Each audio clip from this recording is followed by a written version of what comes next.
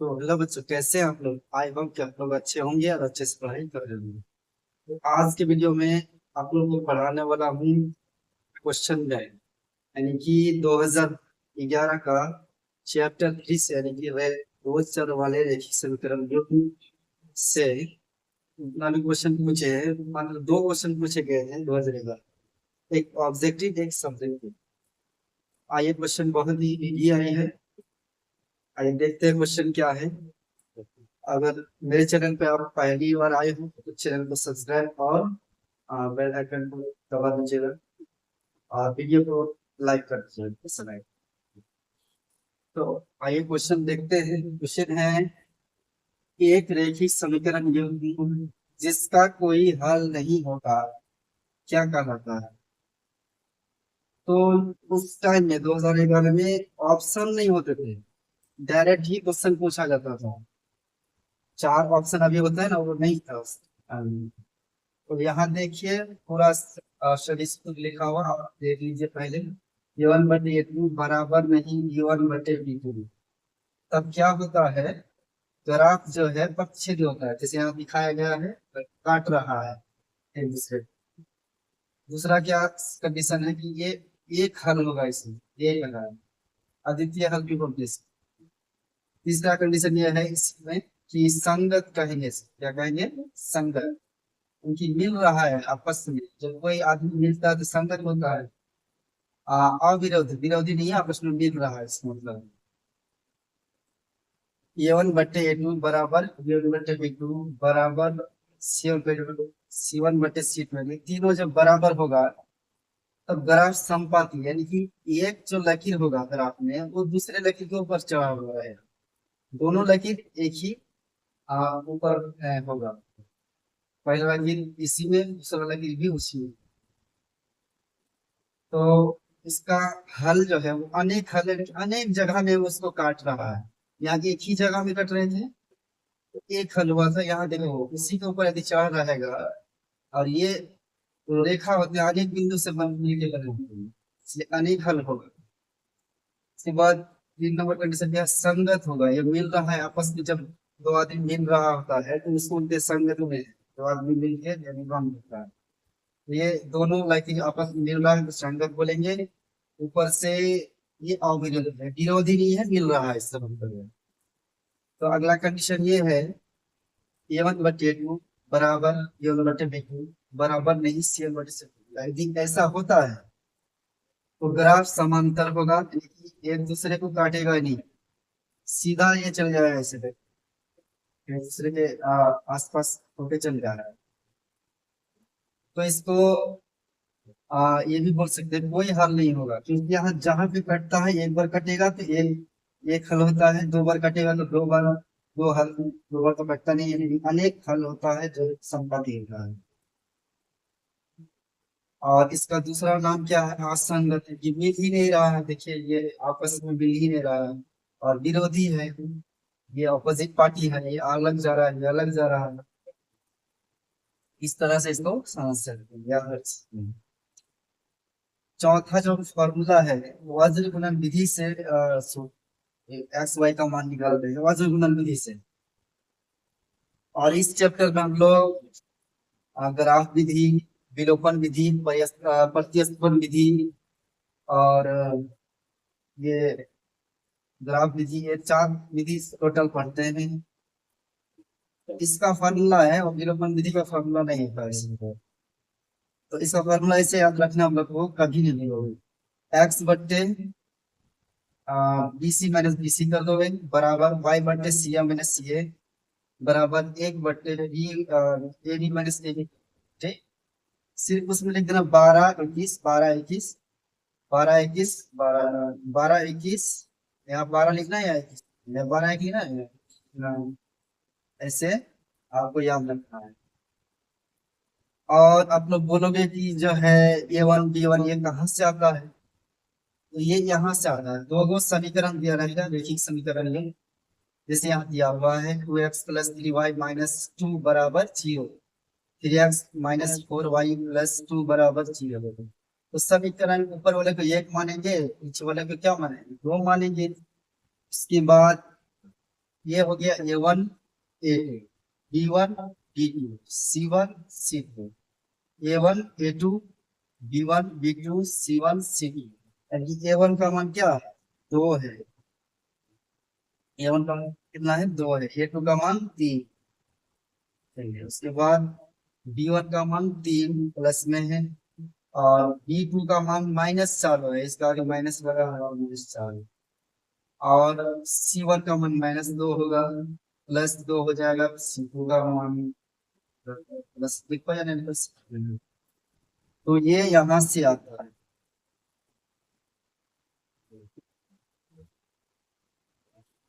तो क्वेश्चन देखते हैं। क्वेश्चन कहा गया कि यदि कोई हल नहीं है तो उसको क्या बोला जा सकता है। कोई हल नहीं है, यहाँ है कोई हल नहीं। इसको ग्राफ समांतर, ग्राफ तो नहीं पूछा है, बोला कि क्या बोलेंगे, संगत या बोलेंगे या फिर विरोधी बोलेंगे। इसका आंसर क्या हो जाएगा, संगत या अविरोधी। अविरोधी नहीं, विरोधी। संगत या विरोधी बोलेंगे, इसका आंसर यही हो।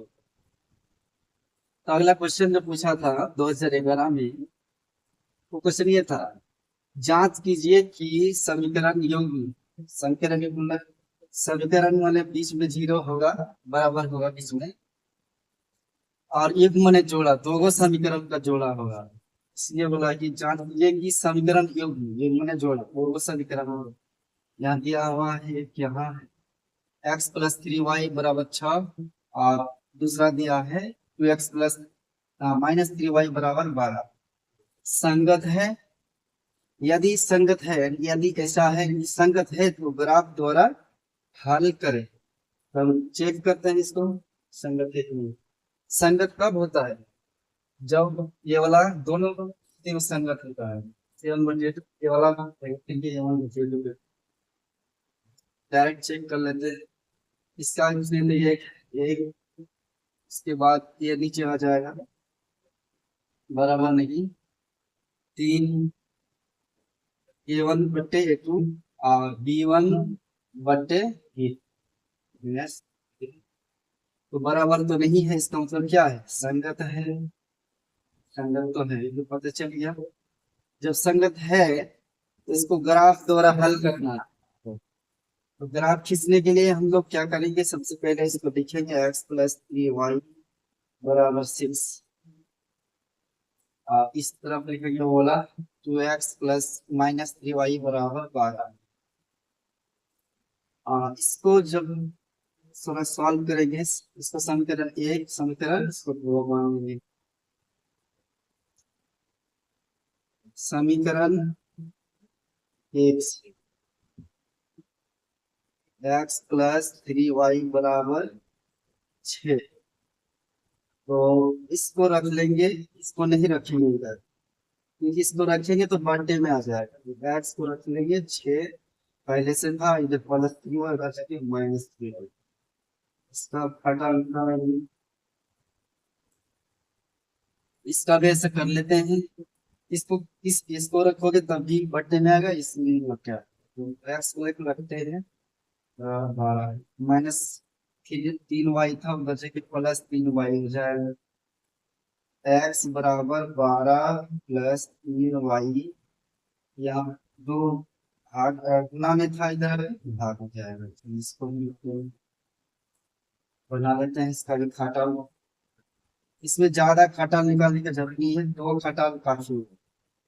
ये x वाला खटाल है, ये दोनों, ये y वाला खटाल, x ये y। इसका देखिए y का मान कुछ भी रखिएगा आ जाएगा, इसमें भाग तो करना नहीं है। y के मान यहाँ 0 रखेंगे तो ये पूरा 0 हो जाएगा। 0 × 3 0, 6 आ जाएगा इसका। फिर y का मान 1 रखेंगे, 3 × 1, ये 3 × 1 होगा, यहाँ गुना है, 3 6 में 3 घट जाएगा तो बचेगा 3, तो बन गया। इसको भी देखिए, y का मान क्या रखेंगे, देखो ये जब 0 कर देते हैं तो ये क्या हो जाता है, 12 बचता है, 12 में 2 से भाग लगाए तो लग जाता है। इसको पूरा 0 करने की कोशिश करना है। जीरो रखेंगे वाई का मान, ये 3 गुना 0 होके 0, 12/2 बचेगा, तो 12 का आधा 6।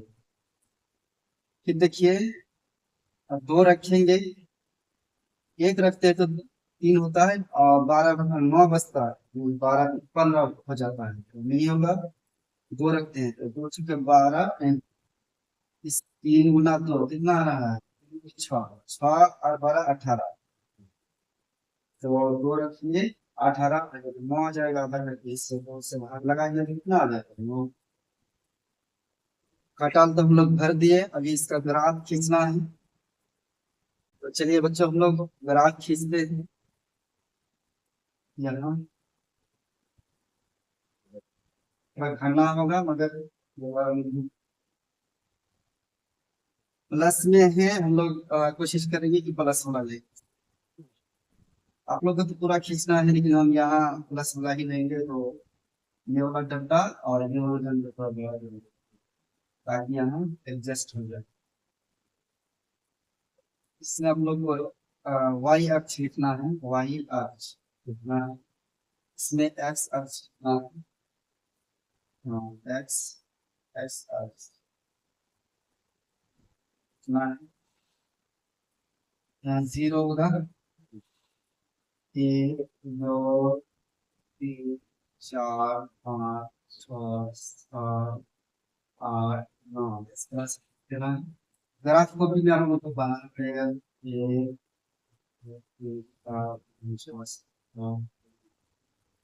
से ही एग्जैक्ट तो आंसर नहीं आने वाला है इसके बोर्ड में, आपको ग्राफ होगी में बनाना है इसको। एक का अंतर नहीं, क्योंकि 1 से 9 तक ये है, इसको देखिए, एक्स का मान 6 है, वाई का मान क्या है 0, एक्स का मान 6 यहाँ पे जाएंगे, वाई का मान 0, वही रह गया 0 6, 6 0 6 0। इस सामने देखिए एक्स का मान 3 है, प्लस में एक्स का मान इधर प्लस में 3 होता है, इधर माइनस में 3 होता है, इधर तो लिखे नहीं है जरूरी। एक्स का 3 यहाँ है, वाई का प्लस में 1 है, ऊपर प्लस होता है, नीचे माइनस। तो ये वाला जो ग्राफ है, ये सीधा है, कोई दिक्कत। अगला देखते हैं, ये वाला एक्स का 6 ये आया है, वाई का मान कितना आया है 0, सेम ये रह गया। एक्स का मान 9 है, चलिए प्लस में। उसके बाद वाई का मान जो है प्लस में 2 है, जो ऊपर माइनस में 2 है, ताकि नीचे रहते हैं, ये है। इसके बाद ऐसे जाएगा,